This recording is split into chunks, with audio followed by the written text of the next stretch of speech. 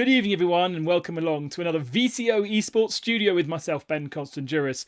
If you've been watching over the last couple of weeks, you will know that we have been really excited about various developments that are popping up in the world of esports for 2021. Last week, speaking to the manager at SRO after announcing 150 hours worth of racing content throughout 2021.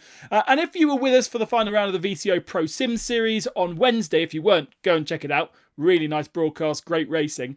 Then you will know that VCO has a huge plan up their sleeve. The ERWC, the Esports Racing World Cup.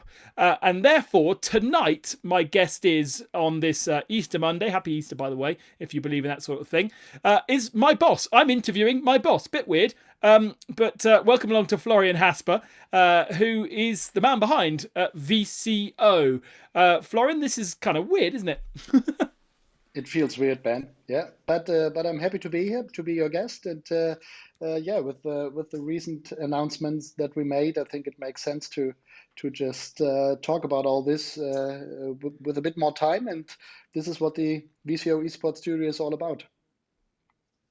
I know that lots of people are really keen to understand who and what VCO is, like they are with all the other kind of platforms and organisers that have been popping up over the last year. So we're kind of now being able to put a face to a name. And Florian, where does your relationship to esports and motorsport begin? Yeah, I mean, basically, motor racing plays a huge role in my personal life, in my professional life. Yeah, so I'm a trained sports editor. Yeah, so this is how it started in 2001. I think was the first year, and yeah, I got into motor racing, and first I was writing for a huge online magazine here in Germany when the internet, I would say, was invented. Yeah, then social media was invented, and we were there, and I worked with various agencies, PR and marketing agencies afterwards. And in 2012, I founded my own agency with two colleagues. This is the origin of BS Plus, yeah, the BrewSuit Plus. Yeah, BMW and other customers from the real automotive or real world automotive branch are our customers. And yeah, I have been involved in motor racing all the time and over all those years. And I would say 3 years ago, then we looked closer or started looking closer at sim racing or esports racing, and this is how it all began. And from that on, we founded our own team with BS Competition. We learned more about it, and we were, I would say, and I personally, absolutely fascinated by esports racing and sim racing. And yeah, then VCO was the next, I would say, logical step last year, and we founded VCO as well in April last year. And this is how it all started, and now we're here, and it's been a wild ride since then. Why did you think at that moment that the world of esports racing needed VCO? Well, I mean, there were quite a few things going on in sim racing last year, and then with the beginning of the pandemic, I must say. When we thought about setting up VCO, there was no pandemic, yeah, so it was all okay at that time, and we had plans, and then suddenly the pandemic was there, and there was this esports racing boom, yeah, or there were more people doing it, big names, and so on. So this, I don't know. Sometimes I don't know if this helped us or if this changed anything for us. I think we would have done just the same with or without the pandemic, and our impression was, or our analysis was that yeah, there were so many things happening simultaneously in sim racing. So it's not like real world motor racing where you have five, six, seven, let's say maybe you even have 20 series all around the world that are relevant, but still it's just 20 series. But in sim racing or esports racing, you've got plenty of things going on simultaneously. Many players, players in the sense of stakeholders, a huge community of active drivers and people who are just creating content all the time. And yeah, and we had the idea to offer something which is not driven by being a platform, being a game or a sim racing platform, but by sort of an independent entity, yeah, where we can pick and create things and create our own products and our own storytelling of sim racing.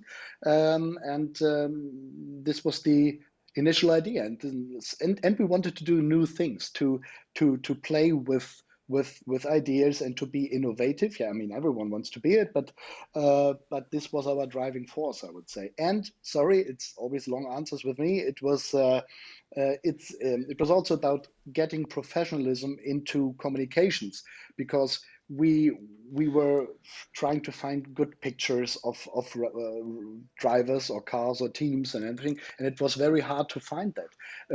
And also, series and championships and platforms didn't provide, I would say, really top level content quality like video clips or photos and so on. And so we saw a lot of room for improvement there, or a lot of room to do what we can do in terms of communications and to just bring this into the world of sim racing.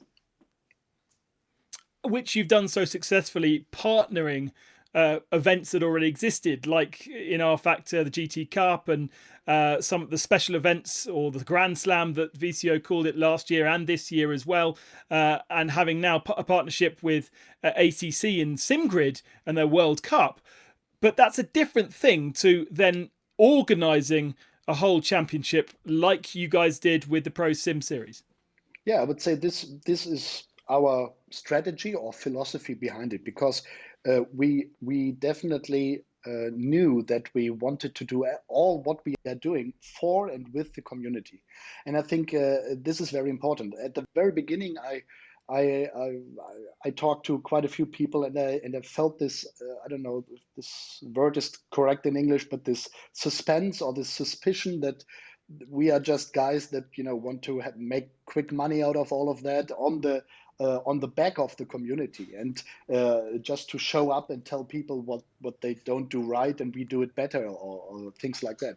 This was never our intention, because we knew that we are the learners, and we needed to get experience and to learn about all this business or this industry, and we wanted to learn. But on the other hand, we wanted to get or to create our own rooms where we could live out our creativity and our innovative power, I would say.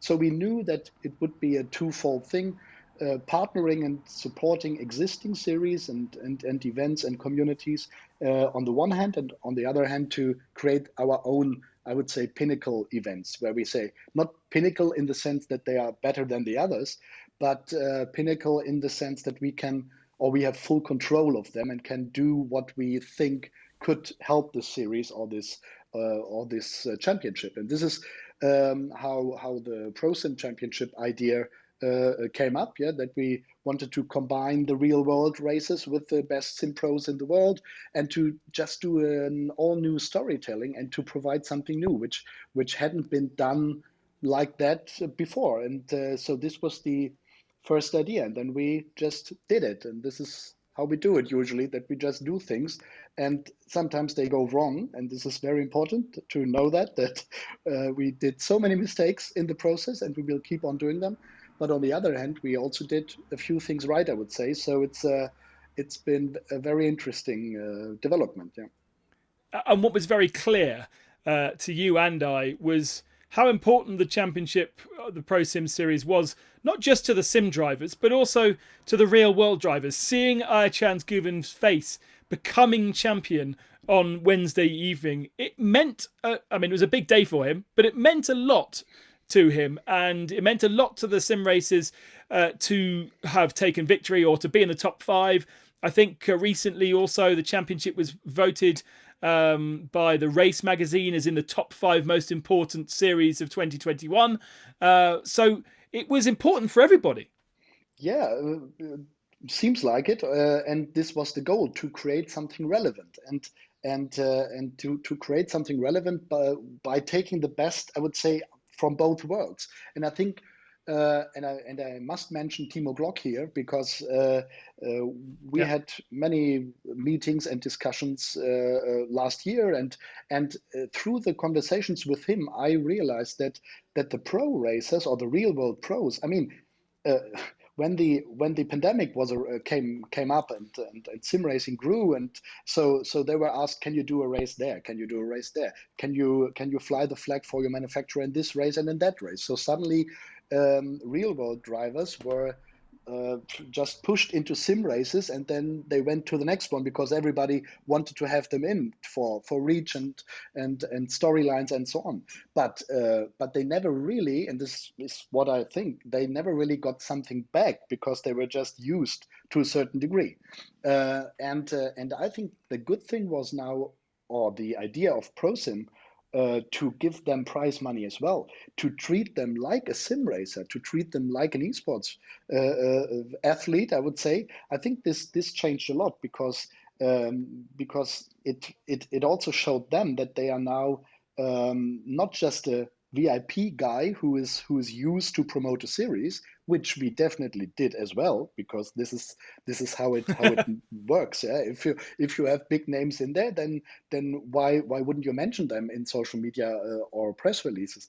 But when they were actually on our Discord and chatting with the other sim racers, I would say they were all on the same level, and it was a very genuine, yeah, sporting competition. And I think this is something where we managed to build up a certain atmosphere within the driver lineup, and I think we had 110 drivers whatsoever throughout the season that were competing. And I mean, this is a huge number, but the atmosphere was getting better and better because the trust was Yeah. was improving as well.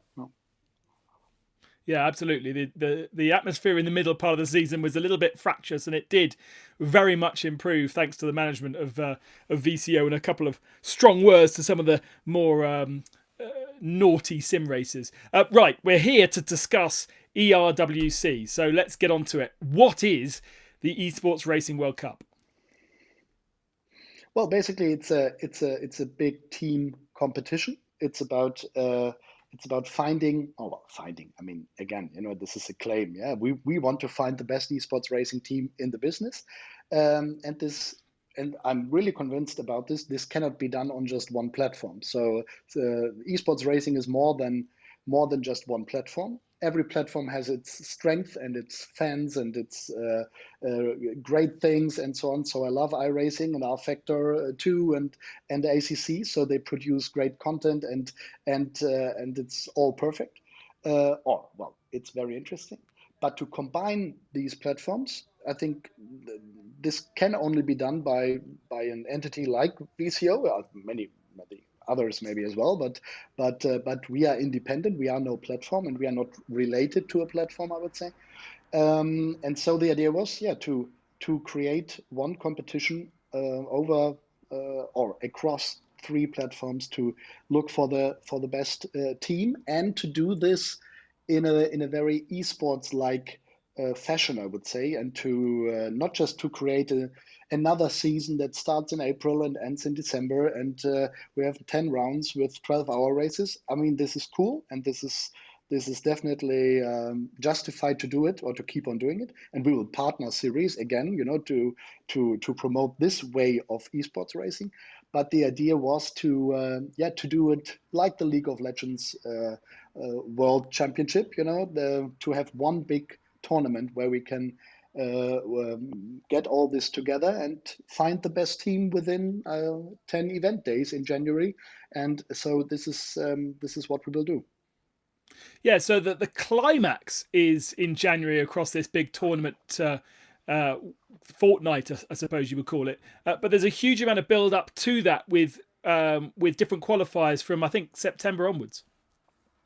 Yeah, I mean, yeah, this is, I would say, the not the compromise, but this is the way that I think is the easiest way to get support also from the community, and to learn for ourselves. I mean, we need to find a way how to define the 30 teams that are joining us for this tournament, and so created, and now we are back to a certain, I would say, series character. Yeah, we have 6 qualifiers, and they have dates and so on.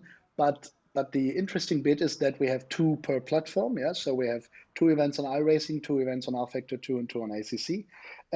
And I mean, this alone will be so interesting. I mean, we will have an ERWC, I would say, wrapping for these broadcasts, but then these broadcasts will be done by the specialists, yeah, by RaceSport TV for iRacing, or the SimGrid for the ACC events. So we so we visit with this championship, or with this tournament, we can visit the communities, and we can visit the R Factor 2 fans and the ACC fans with our, I would say, idea, and with our tournament, and we let the communities be themselves, and we want to have this race spot spirit in the iRacing events and so on. And so I think it's a very cool way of doing something new, and yeah, just combining all the strengths of the existing stakeholders, and not to think that we can do it better, but to do it with them, to create something all new. So, if you're having qualifiers on individual platforms, you would therefore expect the likes of Coanda, for instance, plucking a name out of the sky, to qualify using iRacing and to get into that finals. But then, am I right in thinking that within the finals, that same group of 5 drivers called Coanda, whatever, will then have to participate across all 3 platforms? Yeah, absolutely. I mean, it will be. I think we are still in the process of finalizing the regulations and all that. I think we're very early at the moment, or there are quite a few months, but this time will be needed. But the idea is to have nominees by the teams, and let's say these are 6 drivers that they can nominate, and then in the races we will have varying between 4 or 5 drivers per team. So there is a bit of room for, okay, this guy is not doing the R Factor race because he's an iRacing specialist, or the other way around. But generally, the same group of drivers will have to score results on all platforms if you want to make it into the final. Yeah, I would say, and this is the interesting bit. I would say that the teams also will. I mean, hopefully they do it. It's just an offer. We cannot force teams to do it. Maybe a team says, no, sorry, I'm not interested in this or that platform, so we will not compete. Okay, fair enough. But it's just an offer from our end to join this World Cup. But I think this could be really interesting also in terms of new relationships between drivers and teams, and how does a team build its driver lineup for this multi-channel tournament? And this alone is a cool storyline, I would say, to bring these worlds a bit closer together again. Yeah, absolutely, because you do have these specialist teams within ACC, R Factor 2, iRacing that actually probably don't even have drivers at this particular moment in time that participate on other platforms, and they really focus and specialize on a single platform. So to become the World Cup winner, they will need to branch out and look for drivers across all the platforms, which can only be good for bringing the community, which is sometimes so divided on platforms, together. Yeah, absolutely. I think this could be, I mean, we don't want to under or overestimate now everything what we are doing here, but ideally it just invites people to interact. Teams maybe need to talk to other drivers from other platforms, which they or what they would have never done without this tournament, because they have to, or they say, okay, we will just focus on our 1 or 2 signature platforms, and we just go for it, and just hope that we get enough points in the final one. So there's just a lot of room for new stories here, and this is what I really like about this aspect. And I mean, you now have so many competitions out there, and so many stages where drivers can shine and put themselves on the agenda of a growing number of professional, or getting more and more professional teams. So I think this whole driver team market will grow and will get more dynamic. So it's not just like there are 3 or 4 big teams, and every driver wants to, may or not wants to, but if he or she wants to compete for big race wins or titles, then you need to be in this or that team. I think that this could be a bit, broadened, and get more teams involved and more drivers as well. And this is only positive, I would say. And you've got an incredible carrot to dangle in front of these teams' face, a guaranteed $50,000 prize money. Now, what's the significance of the word guaranteed on that promo video? Yeah, guaranteed is the prize money that we, with our partners, will definitely throw in. So every team that qualifies will get $1,000 per se, because this qualifying bonus, I would say. So once you are in, you will get It's this, it's and entry money. It's like motorsport back in the 1950s, where you got money to enter into a competition rather than the other way around. That's great. yeah, I mean, because, and this is the good thing that we have experienced from a team perspective as well, from with BS competition, because I know that a team that operates at a high level has costs. The drivers need to be paid. Paints or liveries that you want to design or need to design for this tournament cost money, and money is a factor, and it's getting more and more important for sure. And if we had more money, I would say we would spend much more than 1,000 as qualifying bonus. Yeah. So, but it's something which needs to be sensible in this overall package, and needs to fit to what an organization like us can do. And maybe we can also talk about that later on, where money comes from, and where the future lies there. But so it's this 1,000 per team. So you can calculate 30 teams, then you have 30,000 that are already spent. And then we wanted to put a base sum, I would say, of 20,000 for the tournament prize money. But I have so high hopes, I would say, that the community can really add this up, or to create a much bigger prize pool. And this is the idea. This is the maybe the biggest experiment of all regarding this tournament. Yeah. So go into a bit more detail there. The community, as in fans, as in drivers, how are they going to be able to influence the prize pot? Yeah, we teamed up with a big crowdfunding organization from Canada. It's Fundraiser, and it's a. I mean, this is now rather, or maybe a technical bit, but if you want to raise money, then you need to have technical possibilities that are very easy. Yeah, and this is PayPal, for instance. So Fundraiser offers PayPal payments. So this was a very important factor, that if we wanted to raise money from drivers, not from drivers, sorry, from the fans, from drivers as well. I mean, everyone can do it, because it could benefit, or it will benefit, basically the whole community. Because I'm convinced that that prize money is needed to give a certain significance to a tournament, or to a Yeah. league, or to a championship. So I mean, this is what you see in esports. This is what you see also with the big competitions that we have in esports racing. I mean, why is the Porsche Super Cup, let's say, maybe the biggest or most important championship? Because it has 200,000 prize money on the line, and that's why all the big guys go there, and want to take their share of that money, which is fair enough, or which is obvious. Yeah. And so prize money is a very important thing.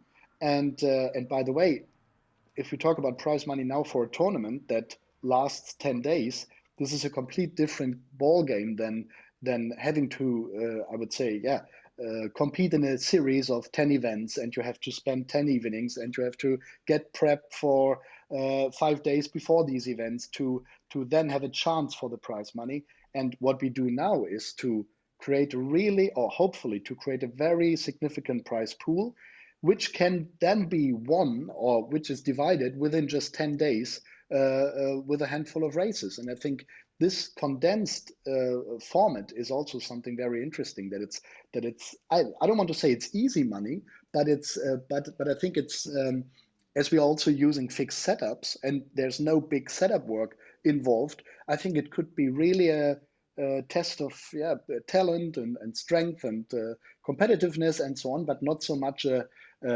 which team has the most drivers that can spend 2 weeks of setup development, because this is happening in other series, but this tournament will be quite spot on, I would say. So if I was to go on those fundraiser type sites, I think recently I bought a electric bike from one, and I was offered I was effectively buying a bike, but I was offered a less large price for it because I was effectively funding the production of that bike. It sounds as though this fundraiser website is a similar vein. What does the community get back from giving money to the VCO ERWC? I mean, very important is that it's no money that will go to us, yeah, in the sense that we keep Yeah, half yeah. of it or whatever. This is something which is dedicated to go straight into the prize pool. There is a fee, I think, that we will then top up again, because this needs to stay with the platform. But we will regulate this, and so it will be the full money that goes into the prize pot. And yeah, if we and this is a challenge. Our inspiration came, of course, from other esports titles like Dota 2. Yeah, Dota 2, for their World Championship, they have a community-funded prize pool, and this stands, I think, at the moment for this current tournament at $40 million, yeah, or 35 or whatever. So I don't expect to get $35 million prize pool. I mean, if we would definitely love to see it, but it shows that it works. But what Dota 2, for instance, has is you can buy in-game skins or things like that. Yeah, and Yeah. we are not a platform, so we cannot sell, I would say, virtual goods that are worth nothing, to be honest. So quite easily to produce, but they're so seldom, or people just want them so badly that they pay for it. So this is nothing that we can do. So it can only be sort of a symbolic giving back from our side. So and this is, by the way, the VCO extra contribution to the prize money again. So if someone, and we have just put this campaign online, if someone gives $40, he will get a VCO pin with it. If he gives $70, he will get a pin and a cap and a key ring or things like that. So this is a very, I would say, a physical thing where we have merchandise articles or items that we can give people when they contribute, which is one part. But I really like the aspect of our Pro-Am race or Pro-Am day that we have inserted into the program. So this is something where people can actually get a spot in the World Championship, in the World Cup, and we call it the Pro-Am race. So the teams will then race with one fan, yeah? One driver from the team, and one driver will be a fan or other community member who participated or who contributed on the platform. And if someone pays or gives us or enters 700, I think it's $750, then he gets a spot straight away. So then he's part of the tournament or of this Pro-Am race day. And we also have a random thing. So everyone who contributes could be selected to race with the drivers on this Pro-Am day. So this is an additional incentive, I would say, that we want to get people or fans or the community into the World Cup itself by contributing. And so we have different layers, I would say, of giving something back to the people who contribute. But it can never be, let's say, a one-on-one thing. So the key ring will be not as expensive as the money that the people have contributed, but it's just giving something back and showing that it's not just collecting money from the world. Yeah, this is not what we want to do.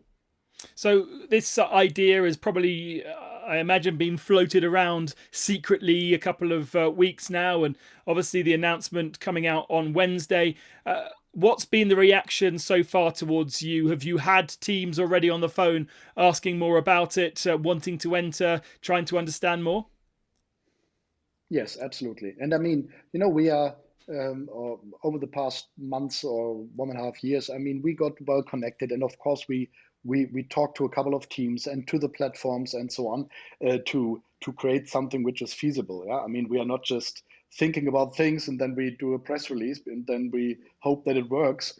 But we know that there is a general interest for it, and that there's a sort of a cooperation also from the other stakeholders involved, and that also partner companies are interested in that. And because it all makes, or this can only be done. Now we're at the money topic, I would say, when there is an interest for it. Yeah, it's not that we just have the financial backing to just have crazy ideas and then do them, and then we're happy with ourselves. So obviously it needs all to be part of a sensible concept, and this is what we try to create here, and the interest is there. So and I'm really grateful for the open-mindedness, I would say, of the likes of iRacing and the SimGrid and RaceSpot and other stakeholders who were really open to it and said, yeah, let's go for it. Or World EX, when I talked to Thomas Vogt and Mike Rockenfeller, they said, yeah, you can use our car for sure, and we can promote it through this World Cup as well. So it the idea is to create a win-win situation for many people out there, and also for the drivers and the teams and the fans as well. People who just watch races or want to be entertained. I think it's much cooler or it's cool to have a product out there, or to have a competition that tries to merge different platforms and different drivers that normally would never meet on the same track, I would say.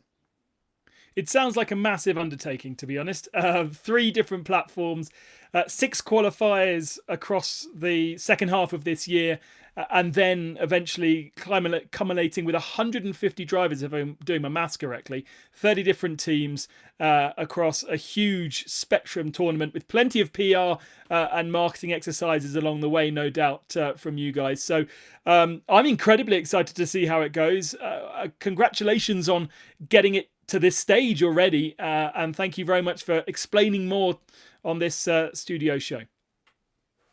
Thank you, Ben, and we are equally excited. And it's very important that I always say we will make mistakes, and maybe things won't work out, and then we will change the plan again. So this is what it's all about. And so far it has all worked, and the community has accepted our approach, I would say, and the competing drivers and teams. So if we do a mistake, we try to get it sorted and do it better next time. And I think we will just keep on doing this here, and we are absolutely excited and convinced it could be a cool thing. And by the way, final sentence, Ben, sorry. If then the prize pool is just $10,000 that has been or have been funded, then I'm proud of these $10,000, and we will give it to the teams. I think it's not that we dream of the millions here, but I think we can try it, and to try something new, and let's see where we end up.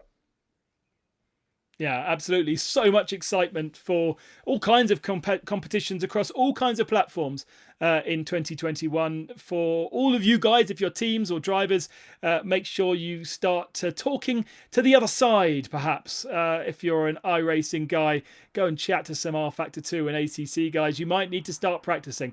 And perhaps you and your team could become World Cup winners at the end of, well, actually the start of 22.